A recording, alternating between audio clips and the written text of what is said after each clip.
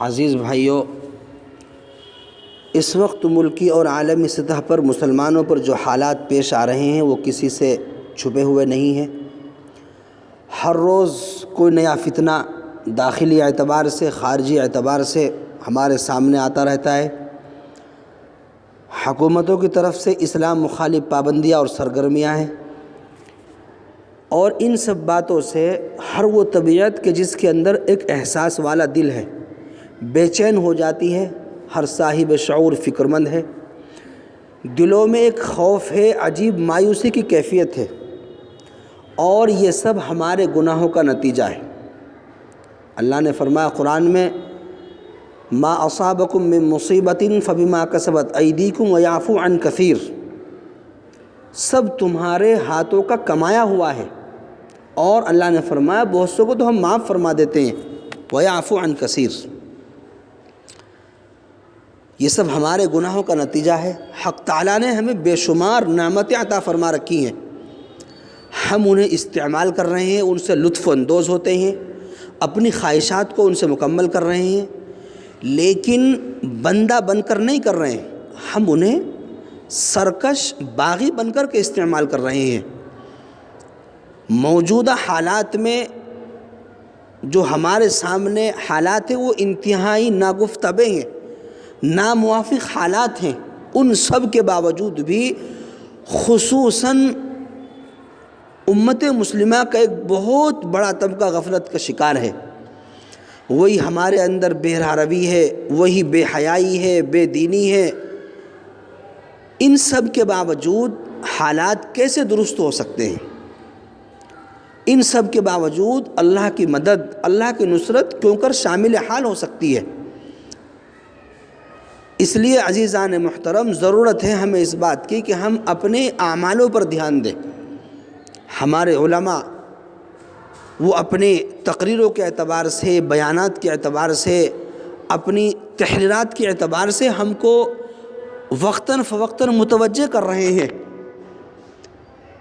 انہی حالات کے اعتبار سے حضرت مولانا محمد کلیم اللہ صاحب نے امت کو متوجہ فرمایا، تو میں نے سمجھا کہ وہ اعمال میں آپ حضرات کے سامنے رکھ دوں، کیونکہ اکثر حضرات اردو کچھ پڑھنا بھی نہیں جانتے، یا جانتے بھی ہیں تو اپنی سرسری نگاہوں سے دیکھا اور اس کو گزار دیتے ہیں۔ حضرت کی طرف سے ایک پیغام یہ نکلا ہے کہ بھئی اس وقت میں ہمیں ضرورت ہے، سب سے پہلی چیز ہم اپنے اعمال و اخلاق کو درست کریں، تمام امور دینیہ اور دنیاویہ میں شریعت اور سنت کی کامل اتباع کی کوشش کریں، ادائیگی حقوق کی فکر کریں، تمام ظاہری اور باطنی گناہوں سے بچنے کا اہتمام کریں، بالخصوص حرام غذا سے، حرام کھانے سے، جو ہم پورے دن کما کر کے لاتے ہیں اس میں کوئی حرام شامل نہ ہو جائے۔ اپنے بچوں کو جو ہم چیزیں گھر میں لا کر استعمال کرا رہے ہیں اس میں حرام کا کوئی لقمہ نہ ہو، بالخصوص حرام سے ہمیں بچنا ہے۔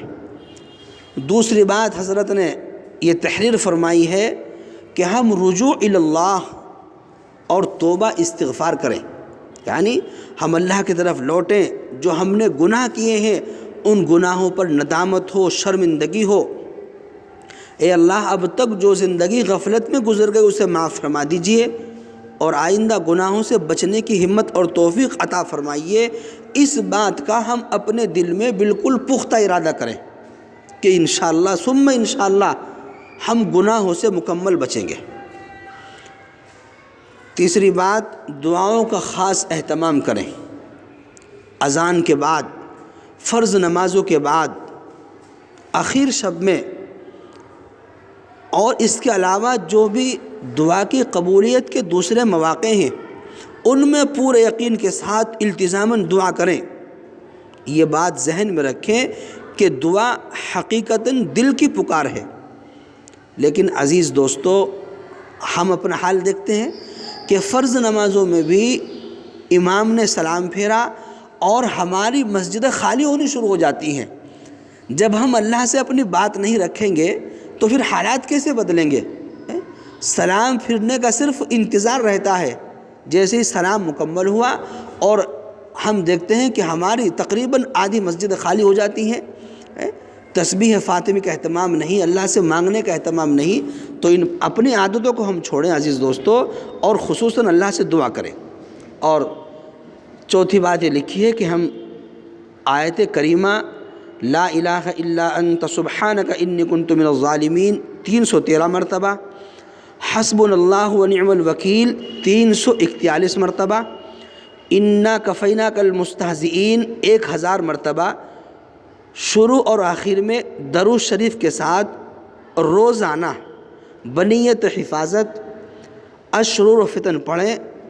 بہت ہی مجرب اور مؤثر عمل لکھا ہے حضرت نے کہ ہم ان کا ورد کریں گے، ان کو اپنے معمولات میں شامل فرمائیں گے تو اللہ تبارک و تعالی ان قرآنی آیات کے ذریعے ہمارے حالات کو بدلیں گے، اور انشاءاللہ ثم انشاءاللہ ہمیں ان سے فائدہ ہوگا۔ حق تعالیٰ سے اپنا تعلق قوی اور مضبوط کریں، اللہ کی شان کریمی پر یقین کامل ہو، مایوس نہ ہو، ہمت نہ ہارے۔ ماضی میں بھی یعنی جو وقت گزر چکا اس میں بھی ایسے حالات آئے، بلکہ اس سے بھی زیادہ خطرناک حالات آئے، لیکن اللہ کی عادت ہے کہ جب بھی امت میں دین سے دوری اور احکام الہیہ سے غفلت ہوتی ہے تو آزمائشیں آتی ہیں، اور یہ آزمائشیں، یہ امتحانات جو اللہ کے مقرب بندے ہوتے ہیں ان کے رفع درجات کا سبب بنتی ہیں، اور ایمان والے کے لیے جو گناہ ہو جاتے ہیں ان کے کفارے کا سبب بن جاتی ہیں، اور جو غافلین ہوتے ہیں ان کی تنبیہ اور اصلاح کا ذریعہ ہوتی ہیں۔ یہ اصلاح کا وقت ہے۔ ہم نے اپنے مالک حقیقی کو، اپنے خالق حقیقی کو ناراض کر رکھا ہے، ان کو راضی کریں۔ حالات بدلتے دیر نہیں لگتی۔ حق تعالی شانہ ہمارے حالوں پر رحم فرمائے، امن و امان عطا فرمائے، اللہ ہمیں دین پر استقامت عطا فرمائے، اور جو ہمارے علماء ہمیں معمولات یا جن باتوں کی نصیحت کر رہے ہیں، اللہ تبارک و تعالی ہم سب کو ان باتوں پر عمل کی توفیق نصیب فرمائے۔